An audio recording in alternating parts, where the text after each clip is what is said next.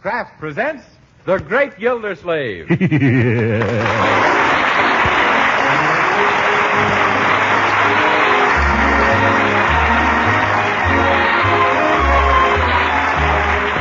Kraft Cheese Company, who also bring you Bing Crosby every Thursday night, present each week at this time Harold Peary as The Great Gildersleeve, written by Leonard L. Levinson.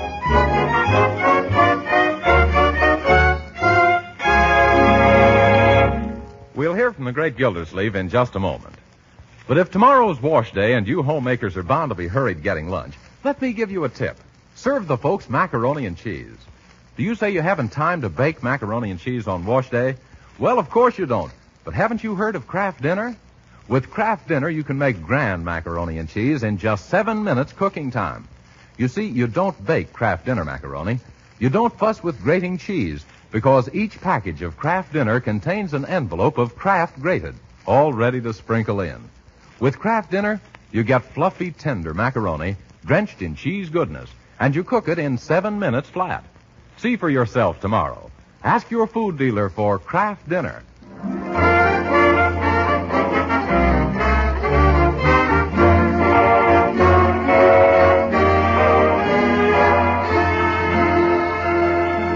And now let's visit our friend, the Great Gildersleeve, who's been long noted for his easygoing disposition. In fact, his disposition was so easygoing it finally went. Uncle Mort's face has been getting longer and his temper shorter, and he's starting to throw his weight around with unpleasant results everywhere it's landed.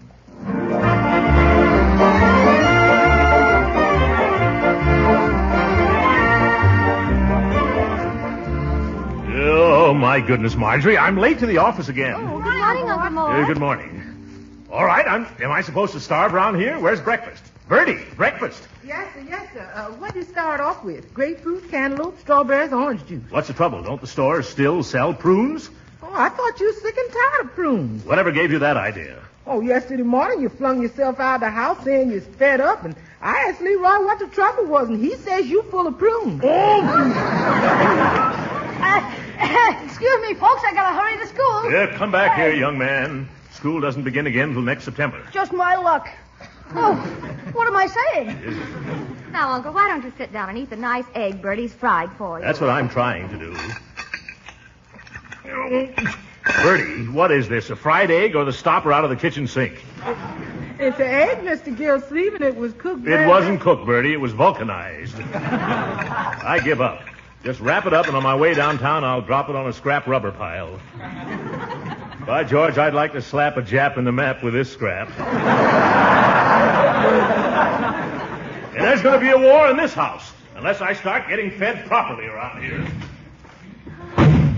My, he's worse today than he was yesterday when he poured the coffee in his lap and then spilled the cream on his vest, thus dissolving the sugar in his pocket. Gee, I wonder what's wrong with Unc lately. He's been as jumpy as a kangaroo on a pogo stick. Yes. Poor Uncle Mort. You mean poor us? We're the one he's doing his jumping on. You know, I think I have an idea what's troubling him. Gee, what is it, sis? Uncle Mort hasn't any love life. Oh, for corn's sake. Be serious, can't you, Marge? But I am serious. If he could only get excited about some woman, it might calm him down. Oh, you mean he ought to gather unto himself a wife? What does he want a wife for? He's got Marge to sew on his buttons, and you to cook for him, and Judge Hooker to fight with. What more could a guy want? I don't necessarily mean a wife, Leroy, but some attractive woman he could get interested in. Then he wouldn't have time to be irritable or critical. At least we could experiment. Okay, but who'll we get to turn on the glamour? Well, how about Mrs. Salisbury Twitchell? Nope, her face has had too many retreads. Well, what do you say to Miss Rosita Callahan? Oh, she's got a pen like a rabbit. Now, wait a minute, brother. Who's going to fall in love with this girl, you or Uncle Mort? Oh, gee, I was just giving you a man's viewpoint. Well, who would you pick up? What about Amelia Hooker? Judge Hooker's sister? Sure, she's awfully nice and jolly, and she makes the swellest cakes and candy. Yes. She's a high school teacher. Is that so? What does she teach? Oh, she teaches girls domestic silence.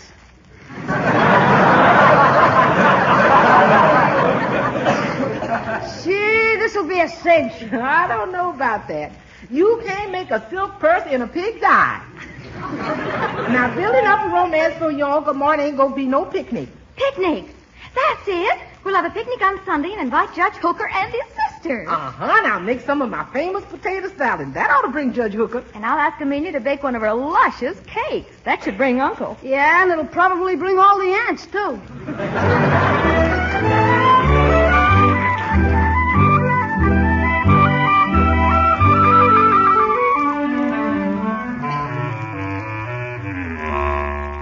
No, Marjorie, this is Sunday.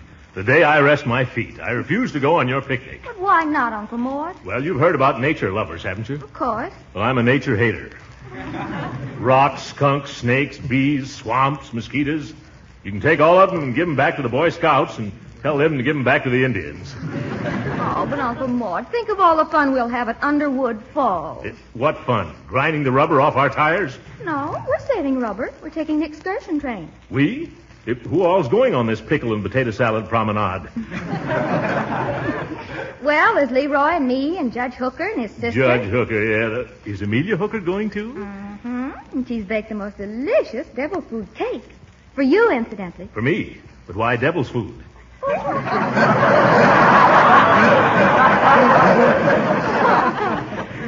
guess it's because she thinks you're such a handsome devil. Handsome devil. Who, me? Oh, Uncle Mort, that's the first time you've laughed in a week. Huh? Now, come on along. You'll have fun. Marjorie, I told you how I feel about picnics. No. Strange how Amelia thought you were an outdoor man. She said that you remind her of Gary Cooper. What's so funny about that? Amelia's entitled to her opinion. Gary Cooper, eh? Gosh, I don't know what to say. Gary Cooper, huh? Well, I don't know. Oh, why don't you join us, Uncle? We're leaving on the 10 o'clock. Gary Cooper, huh? Excuse me, partner. Would you mind stepping away from that there mirror? Thanks. Yeah. Oh, I see what she means by Gary Cooper. Amelia was talking about the wide open spaces.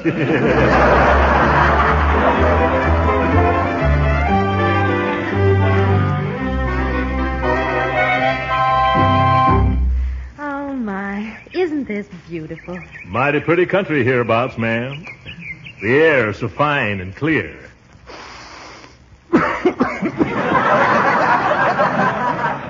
Yes. You just say the word, Miss Amelia, and I'll climb that var tree and bring you down some eagle eggs. Oh, no, thank you, Mr. Gildersleeve. Well, then, can I fetch you some more tater salad? Oh, no, not another thing, Mr. Gildersleeve. Now, Miss Amelia, no need to be formal. Just call me Throckmorton. All right, Throckmorton. Sounds mighty like music hearing you say it, ma'am. Mind if I sit alongside of you here? No. Oh, that's all right. Don't move. Excuse me, Miss Amelia, but whereabouts did you put that devil's food cake? Well, I put it right where you... Never mind. Marjorie, have you got a nice wet cloth? Oh, Throckmorton, what a shame. Yeah, that was a darn good cake. Why can't you be more careful where you put your circumference, you big pudding punch? Now, Horace Hooker, stop insulting Throckmorton. Oh, I don't mind. Come, Miss Amelia. Let's wander down to the pond and look at the water Be lilies. careful, Amelia. Don't let the big bullfrog sit on a lily pad. Why, that little joker. Oh, look, aren't they pretty? Would you like some? I'll wait out and get them for you. Oh, no, Throckmorton, you'll get your shoes wet. Oh, no, I won't. I'll just take them off. And my socks and roll up my trousers. Now, be careful, Uncle Mort. Don't worry. Ooh, the water's cold, isn't it?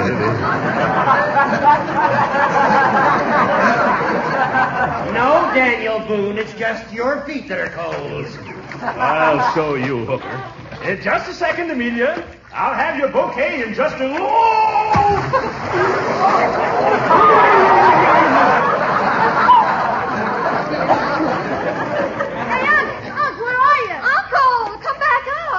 Throckmorton, say something. Can't. Probably has a frog in his throat. Look, the Panama hat's come to the surface. It's drifting away. That's all right. He's probably weaving another one underwater.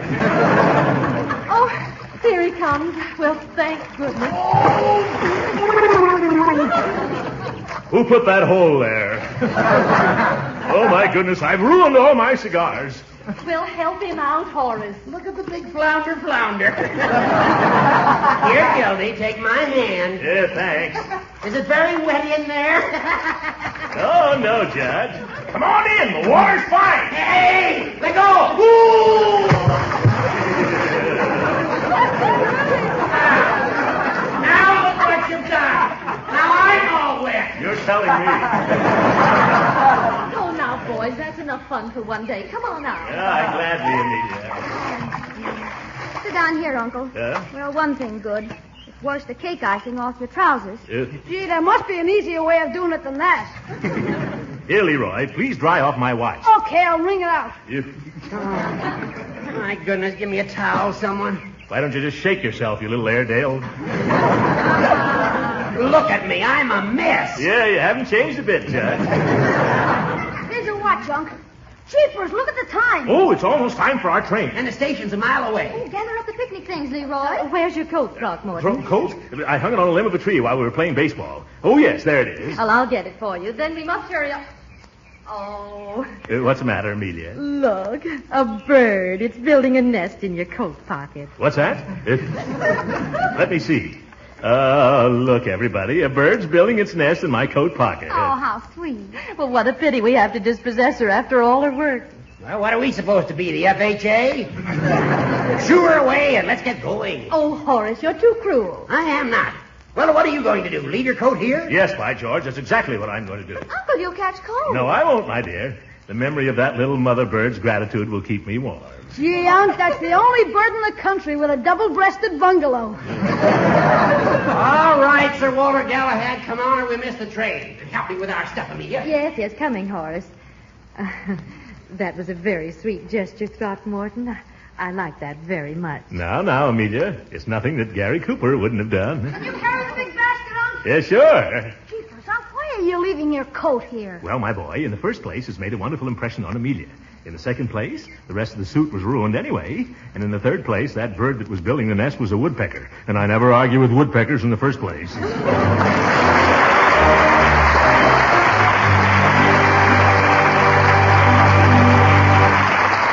The Great Gildersleeve will be with us again in just a few minutes. Meanwhile, a suggestion about getting your food budget to balance. You're on the lookout for economical main dishes, I know. Well, let me point out the thrifty product called Kraft Dinner. For Kraft Dinner not only gives you grand macaroni and cheese in a jiffy, it's very economical, too. To make this delicious Kraft Dinner macaroni and cheese, you simply cook the special Kraft Dinner macaroni in boiling water. You cook it not more than 7 minutes and drain off the water. Add a little butter and milk. Then, with the Kraft grated that comes in every package, you sprinkle the cheese flavor through and through the fluffy macaroni. In as little time as it takes the coffee to perk, you have a grand money-saving main dish ready. Macaroni and cheese that the whole family will love. Many smart homemakers are never without Kraft Dinner on the pantry shelf. So tomorrow, why don't you get your pantry set for delicious macaroni and cheese that you make in 7 minutes? Get several packages of Kraft Dinner.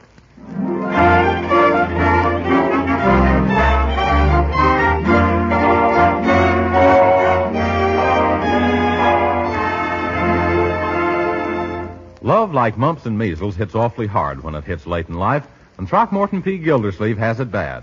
For the past week, Uncle Mort has been wooing and wowing Amelia Hooker. It's reached the stage where he's writing poetry. Now we find the Summerfield Shelley reciting a sonnet written especially for the fair Amelia. If this were in the days of old, and I a knight so brave and bold, I'd storm your castle, Miss Amelia, and on my charger I would steal you. You like that one? Oh, indubitably, Mr. Gildersleeve. Yeah, thanks, Bertie. Or do you think she'd like this one better? 2 eyes of blue, cheeks soft as silk, a skin as white as grade A milk, a neck as graceful as a swan, a step as dainty as a fawn. The girl I mean is quite a looker. Her name is Miss Amelia Hooker. Well, Mr. Gildersleeve, it's hard to choose between the two of them. You sure is some versatile. Do you mean versifier? No, it's a fire on account of that hot poetry you write. I bet you could get a job poetizing greeting cards. Oh, I suppose I could, but I don't want to lose my immature standing. Incidentally, Bertie, don't mention a word about this to anybody, will you please? Oh, no, sir. I wanted to get your reaction because I'm going to take Miss Amelia for a stroll through the park tonight and read her 15 or 20 of the poems I've written. There's going to be a wee fiddle moon. Hello? Is anybody home? Oh, there you are, Bertie. I just came over to borrow a pan to put under our sofa on account of the fellow she's calling on me tonight is such a drip. Hello, Mr. Gildersleeve. How's the big romance between you and Amelia coming along? What are you referring to, Dottie? Oh, I heard all about your big moment. It's all over town like a newspaper and I win. Where did you hear this rumor? Well, the operator at the beauty parlor told me, and she had it from one of her customers whose sister-in-law has a maid that worked next door to the judge's law clerk, and she got it straight out of Erskine Starr's column in the afternoon paper. What? Mm-hmm. It said, what big businessman, size 48 stub, is that way about the charming sister of a prominent jurist? It looks like a romance of April and November. Oh,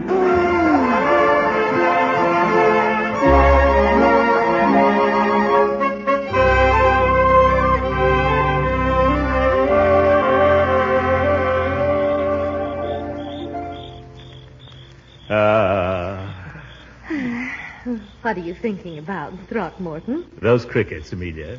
Listen to them. It's hard to believe that they can do that just by rubbing their hind legs together. Oh, dear. Is that what you were really thinking about? No, Amelia.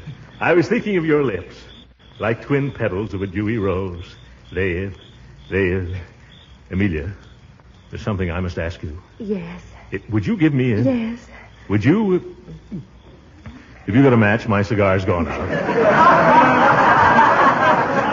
Oh, really, Throckmorton, you shouldn't smoke so much. I know it, but when I look at you, my heart's on fire, and I just can't help smoking a little bit. Incidentally, Amelia, I wrote a poem this afternoon. Would you like to hear it? Oh, yes, I'd be glad to. All right. It goes something like this. If this were in the days of old, and I a knight so brave and bold... Well, what do you want? Excuse me, buddy, but have you got a dime? No, beat it. Can't you see I'm busy? Oh, excuse me. I didn't know you were engaged. We're not engaged. We're just good friends.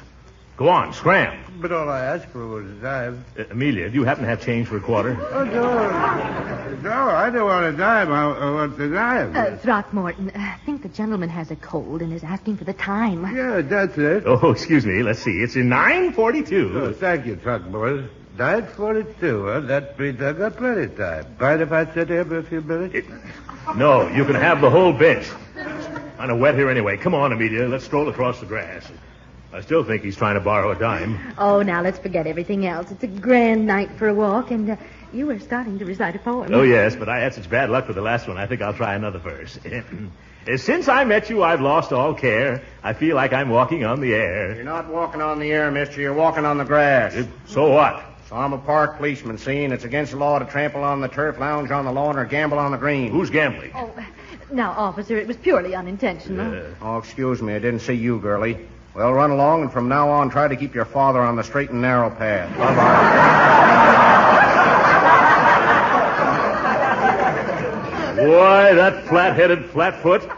Why can't people let people alone when people are trying to recite poetry to people? Oh, come on off the grass, Throckmorton, and do let me hear your poem. Yeah, all right, Amelia. I'll try another one. Let me see. Oh, yes. 2 eyes of blue, cheeks soft as silk, a skin as white as grade A milk. Well. Fancy meeting you two in the park. I wonder if Shakespeare had to go through what I have to go through. Oh, good evening, Horace. Well, go on with your conversation, Gildy. Don't let me interrupt you. Oh, what's the use? If you'll excuse me, Amelia, I'll run along home now. Oh, but Throckmorton, I wanted to hear the rest of the, I know. I'm going to lock myself in my room and telephone it to you. Goodbye.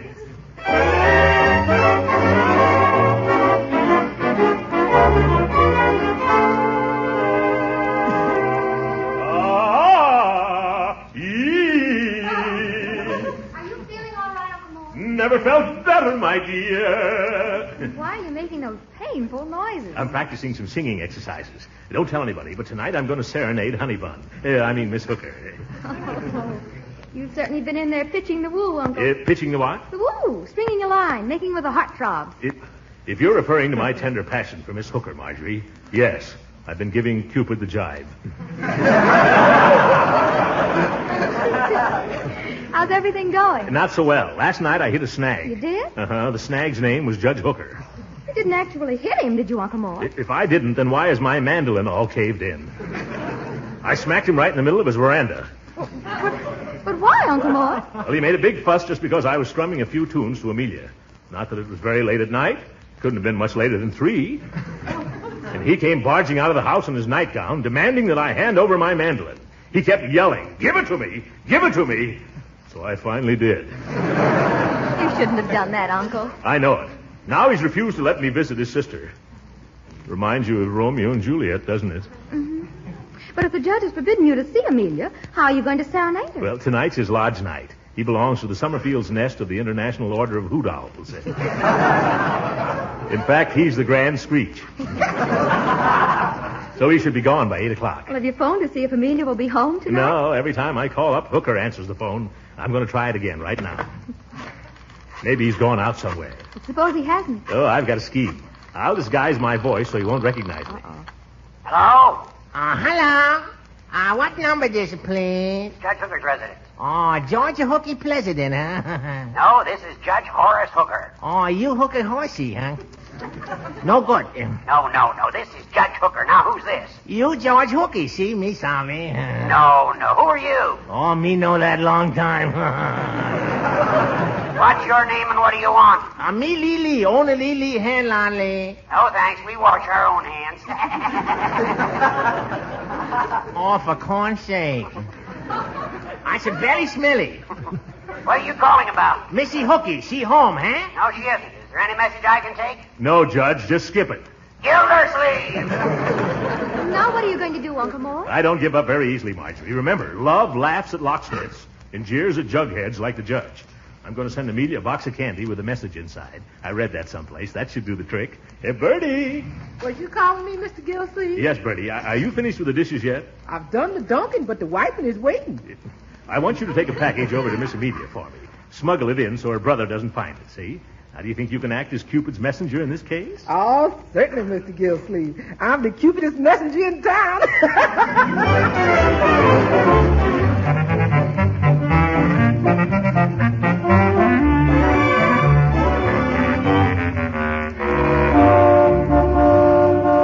Hey, Judge, hurry. We'll be late to the meeting. I'm coming, Ralph. After all, they can't start until the Grand Screech arrives. No, but if you're late, they're liable to elect a new one before you get there. Oh, they couldn't do that. Oh, no. If I remember correctly, that's how you were elected. Yeah, but the first thing I did was to change that rule.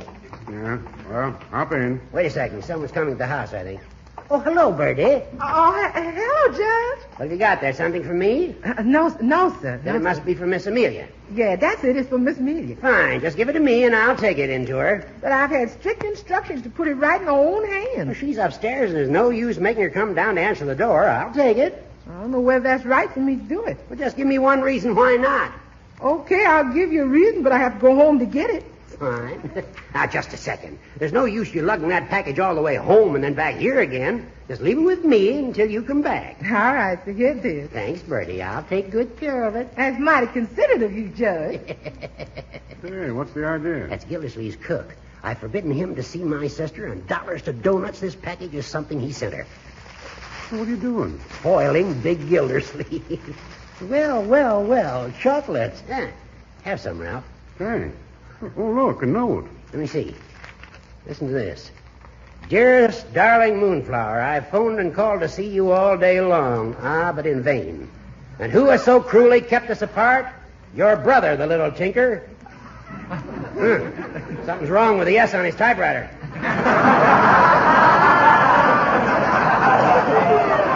I'll fool him. Tonight, when old Sourpuss is playing Hoot Owl, I'll glide beneath your window and let the golden notes of song pour out of my throat. Your fluffums wuffums. Say, Judge, what are you going to do? First, we're going to finish eating this candy. Then I'm going to get Amelia out of the house on some pretext or other. Then you and I are going upstairs and fill every pot, pitcher, and bucket in the house with water. Why? Well, when Fluffums Wuffums pours the golden notes of song out of his throat, we're going to pour the water out of the window.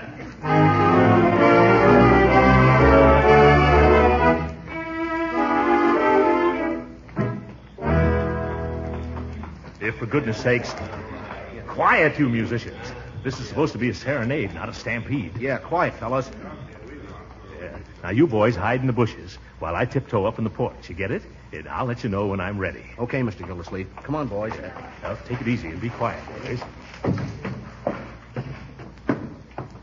Ah, Amelia, light of my life, list to my song of love. Oh, just a little love, a little kiss. Just an hour that holds a world of bliss.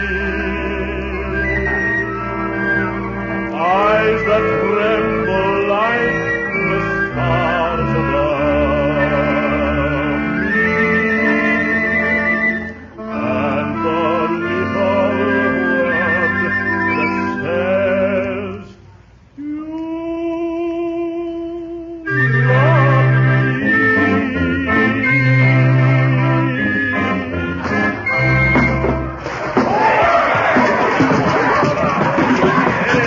What in the name of Jupiter Pluvius is the big idea? It's me, Gildy. I hope you're dripping wet, you great big drip. Is that so? Well, you never touched me. I was here in the porch swing all the time. Yeah, but you got the whole band. We're all doused. Well, it serves you fellas right for making all that noise. Oh, by the way, Hooker, that's the policeman's band. What? Fix yourself up pretty, Judge. You're about to have visitors. I don't care. At least my sister never got to hear you. Oh, no? Who do you think this is sitting in the porch swing with me? Rudy Valley?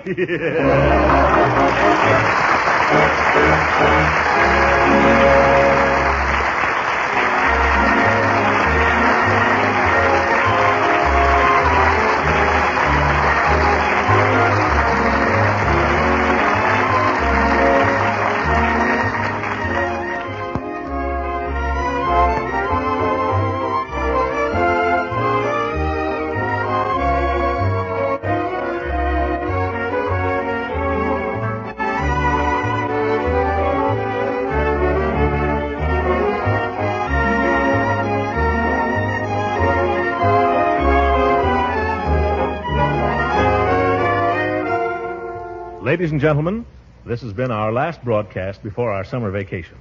Before we go, I'd like to express my sincere appreciation to the Kraft Cheese Company for a most pleasant year. Also, my deep thanks to our writer, Leonard Levinson, and to the members of the cast for their able assistance. Walter Tetley, who plays Leroy, my nephew, Lorene Tuttle, my niece, Marjorie, Lillian Randolph, who's Bertie, Earl Ross as Judge Hooker, Paula Winslow as Dottie Dobson, and William Randolph Mills, our musical director, and Cecil Underwood, our producer. I am proud to announce that during the 8 weeks we'll be off the air, the United States government will take over our half hour to bring you the Victory Parade.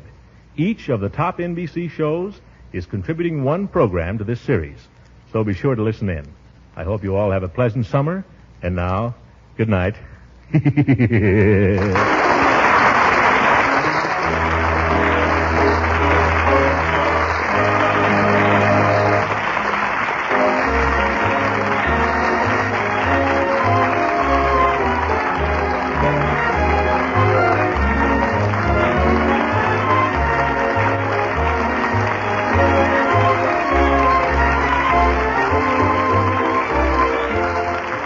Original music heard on this program was composed and conducted by William Randolph.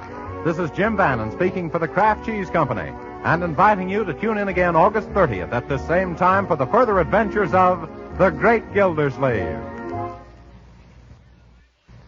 Right now, you American homemakers are more nutrition conscious than ever before. You know that wholesome, nourishing food will help make strong Americans. Yes, and you're finding out that the right foods aren't necessarily expensive. Certainly a good example of that is nutritious Parquet margarine, the wholesome, delicious spread for bread made by Kraft. You see, Parquet margarine is an economical source of important food value. Why, nourishing Parquet margarine is one of the best energy foods you can serve. And every pound contains 9,000 units of important vitamin A. Yet, for all its goodness, it's thrifty, too. Now, once you've tasted Parquet's delicate, appetizing flavor, you'll agree it deserves a place on your table morning, noon, and night. So tomorrow, order a pound or two of delicious, nutritious Parquet margarine. Just ask for Parquet, Parkay. Parquet margarine made by Kraft.